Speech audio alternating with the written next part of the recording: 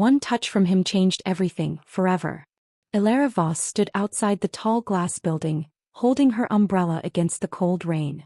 The night was quiet except for the sound of cars passing by. She checked her phone again, reading the message from her boss for the 10th time. Come to my office now. LD. Lucian Draven never called at night. He was known to be a man who didn't like interruptions, who didn't like people at all. But when he summoned you, you went. No questions asked. Elara took a deep breath and walked inside. The security guard nodded but didn't meet her eyes, which wasn't surprising. Everyone at Draven Industries seemed uneasy when Lucian was mentioned.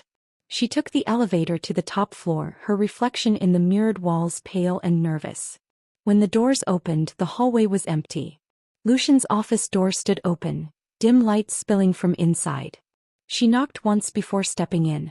Lucian Draven was standing by the large window, his hands in his pockets, looking out at the rain. He was tall, broad-shouldered, and silent. The air in the room felt heavy around him. You wanted to see me, Mr. Draven? She asked carefully. He turned his head slightly, his eyes meeting hers. They were sharp and cold, but something about them made her chest tighten.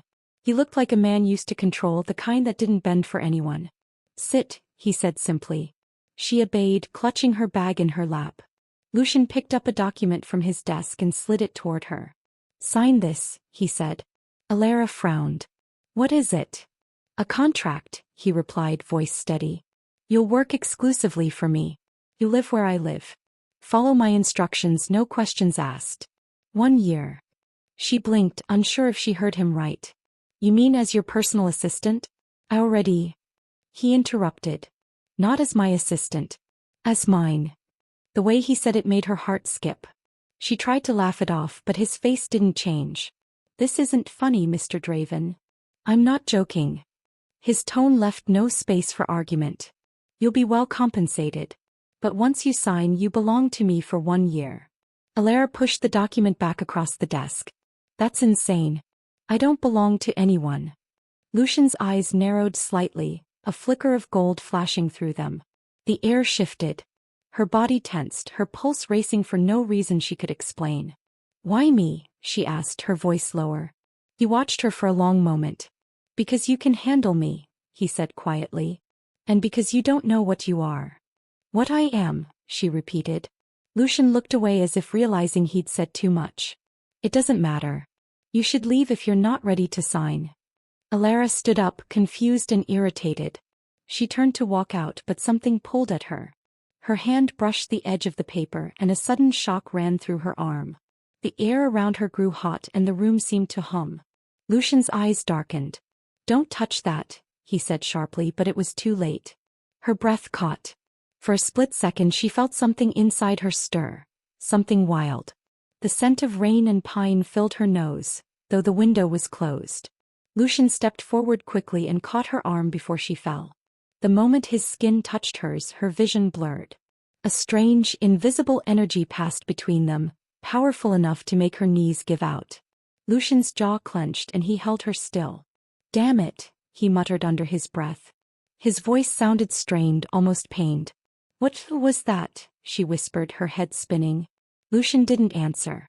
He helped her to a chair, his touch careful, but his expression was unreadable. For a long moment he said nothing, then finally spoke in a quieter tone. You need to rest. Elara forced herself to look up at him. You knew that would happen, didn't you? He didn't reply, but his silence said enough. His face was calm, but there was something in his eyes. Fear, maybe, or regret. Before she could press him further, another man entered the office. He looked younger, with softer features, but the resemblance was clear. Lucian, he said quickly, glancing between them. You didn't. I had no choice, Lucian replied coldly. The newcomer turned to Elara, his tone gentle. You should go. You don't understand what's happening.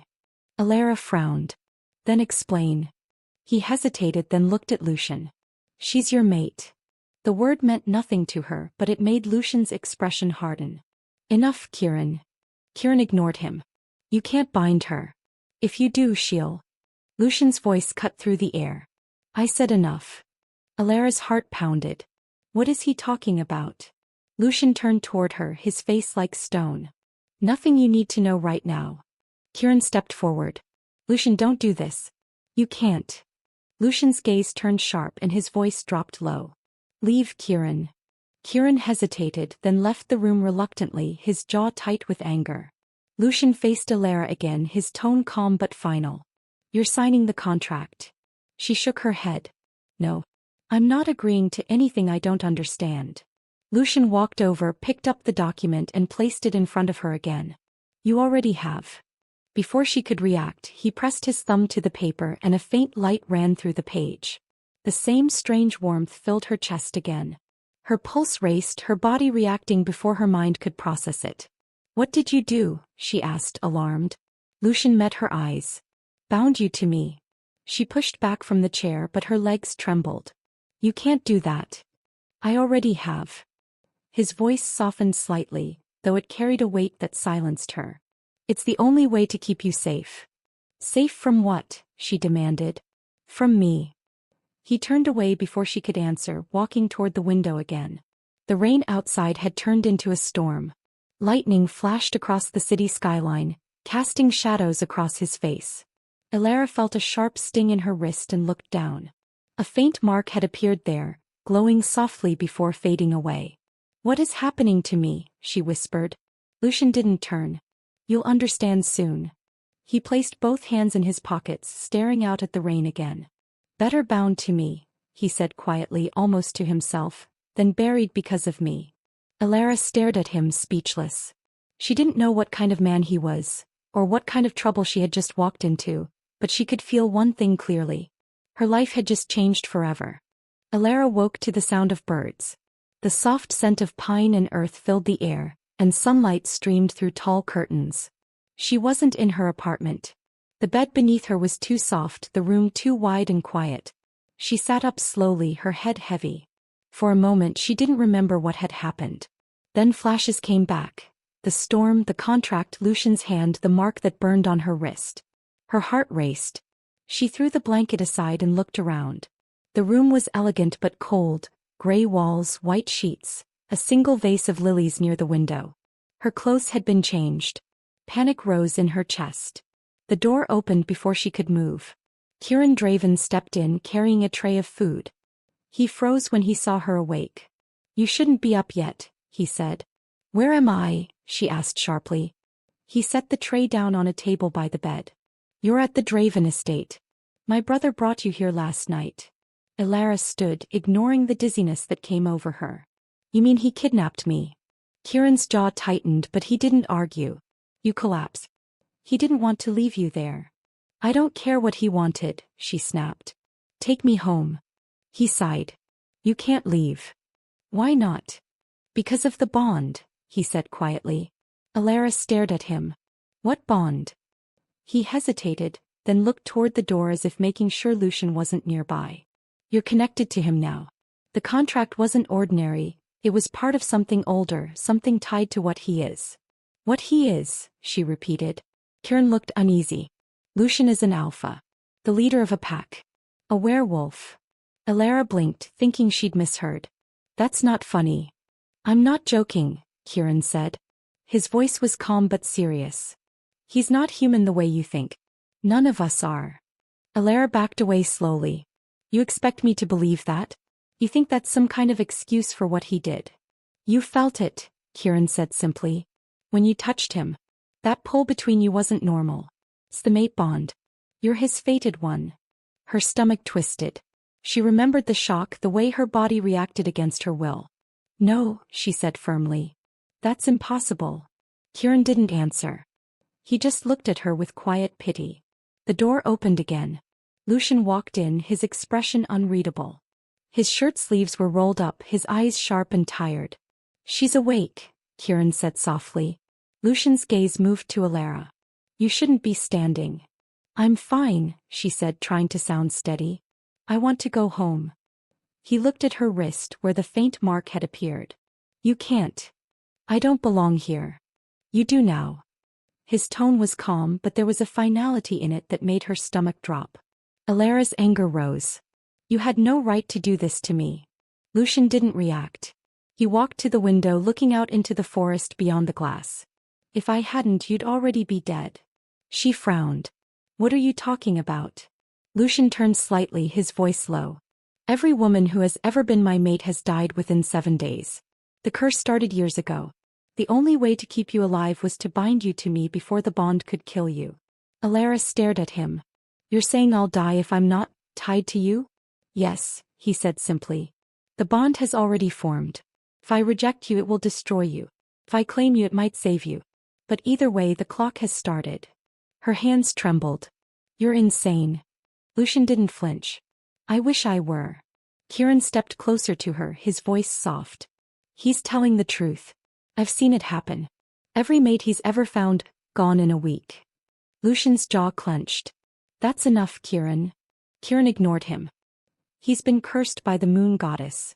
It's not something he can control. Lara's head spun. This is absurd. You can't expect me to believe in curses and goddesses.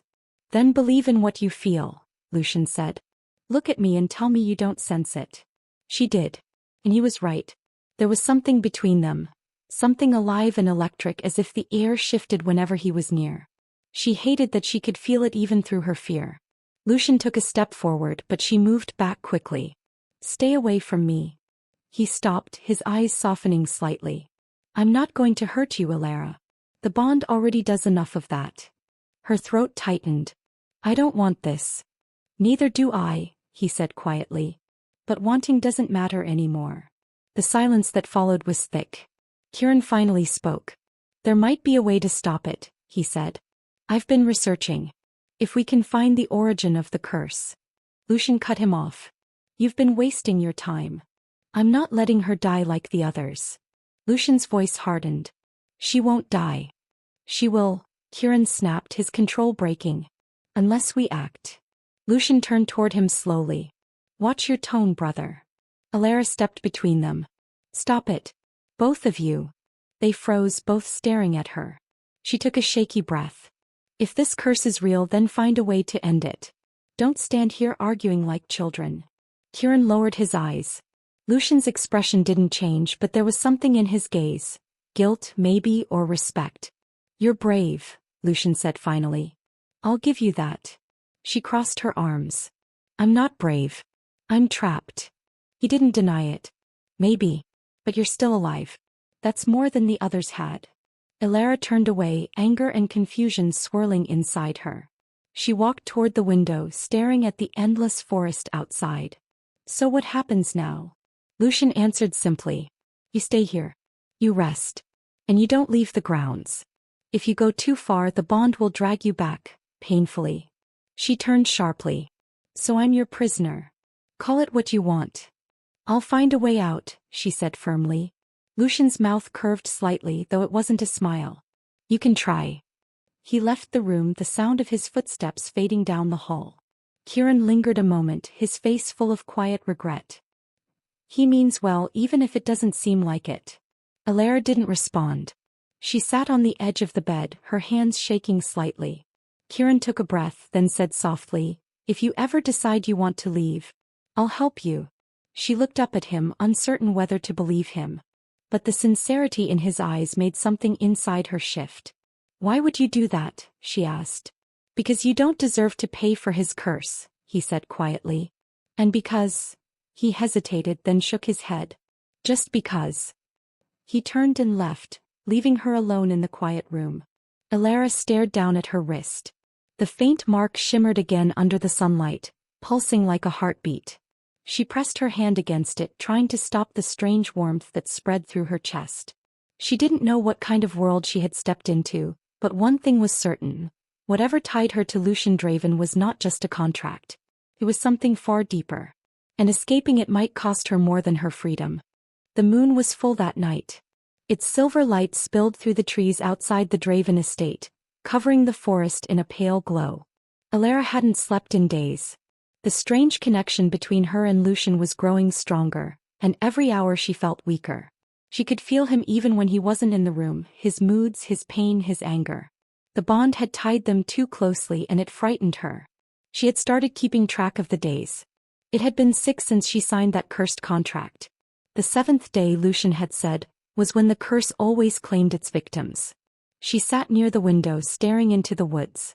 The mark on her wrist burned faintly, pulsing like it had its own heartbeat. She wrapped her arm around herself and tried not to think about dying. The door opened quietly. Lucian entered, dressed in black, his expression unreadable. "You should be resting," he said. "I can't," she replied. "Every time I close my eyes I feel it getting stronger." He stepped closer. "You'll be fine. Don't lie to me," she said, her voice firm. "You can feel it too, can't you?" Lucian looked away. "It doesn't matter." "It does to me," she snapped. "If I'm going to die, I deserve to know when." His eyes softened, but his tone stayed controlled. "It doesn't have to end that way." She stood and faced him. "Then tell me how to stop it." He hesitated, his jaw tightening. "There's only one way to end it completely. And that is claiming you as my Luna." Elara frowned. "What does that mean?" "It means binding our souls fully," he said. "Becoming one in every sense." Her stomach turned. "So you want to fix this by, what? Owning me even more?" Lucian's voice stayed calm, but his eyes flashed with something sharp. "It's not ownership. It's survival. I'd rather die free than live like your property." He stared at her for a long moment, then said quietly, "You might get both if you keep refusing." The words hit harder than he probably meant them to. Elara turned away, her throat tight. "You keep saying this is about saving me. But I think you're the one afraid of losing control." He didn't answer. The silence between them said enough. Finally, she looked at him again. "You said every woman before me died. Why didn't you just stop looking for a mate?" "Because the bond doesn't give me a choice," he said. "When it appears, it drags me in. I tried rejecting it once. She died faster." Elara felt her anger fade a little. "Then why not just reject me now?" Lucian met her eyes. "Because this time feels different." Something in his tone made her heart ache. She wanted to hate him, but the fear and sadness beneath his calm voice made that impossible. Before she could respond, Kieran burst into the room. "Lucian, it's happening." Lucian turned sharply. "What do you mean?" "The moon. It's reacting to the bond. The curse is waking again. If you don't end it now, it'll kill her before dawn." Elara swayed, her vision flickering. Her mark burned hotter, spreading pain through her arm. Lucian caught her before she fell. "Don't touch me," she gasped. He ignored her and lifted her easily. "You're not dying tonight." He carried her out of the house and into the forest. The night air was cold, filled with the distant howls of wolves. The deeper they went, the brighter the moon seemed to shine, as if leading them somewhere. At the center of the woods stood an ancient stone altar, covered in moss. Lucian set her down gently. "This is where it began," he said. "The first alpha of our bloodline made a deal with the moon goddess. His power came at a price. The curse passes through every generation." Elara looked up weakly. "And you think she'll listen now?" "She has to." He stepped back, raised his head to the moon, and let his alpha power rise. The air grew heavy. A soft hum filled the clearing, and a figure began to appear in the moonlight. A woman made of light and shadow, her eyes ancient and calm. Lucian bowed his head slightly. "Goddess." Her voice was clear and echoing. "You call on me again, Lucian Draven." "End this," he said. "Take me and let her live." Elara struggled to sit up. "Lucian, no." The goddess turned her gaze to Elara. "Do you love him?" Elara froze, unsure how to answer. Love felt too strong a word for what had grown between them. But when she looked at him, at the man who had fought against himself just to keep her alive, she knew the truth. "Yes," she said quietly. The goddess nodded slowly. "Then you already hold the answer.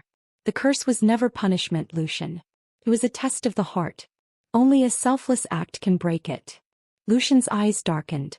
"Then let it be my sacrifice." He took a step forward, claws extending from his hands. Before she realized what he was doing, he drove them toward his chest. "No!" Elara cried. She moved without thinking, throwing herself between him and the blow. Pain shot through her body as his claws pierced her shoulder instead. The moment her blood touched his skin, a flash of light filled the clearing. The goddess raised her hand and the glow spread around them like a wave. Lucian caught her as she fell, panic breaking through his usual calm. "Elara, stay with me." Her voice was faint. "You're not supposed to be the one dying tonight." He pressed his hand against the wound, his breath shaking. "You shouldn't have done that." She managed a small, weak smile. You would have done the same. The light faded slowly. The goddess's voice came one last time, soft and final. The bond is free. The curse is no more. Then she was gone. Lucian looked down at Elara. The mark on her wrist had changed. Instead of a faint scar, it now glowed softly in the shape of a crescent moon. Her breathing steadied. He let out a shaky breath of relief. You'll live. Her eyes fluttered open, tired but alive. So will you.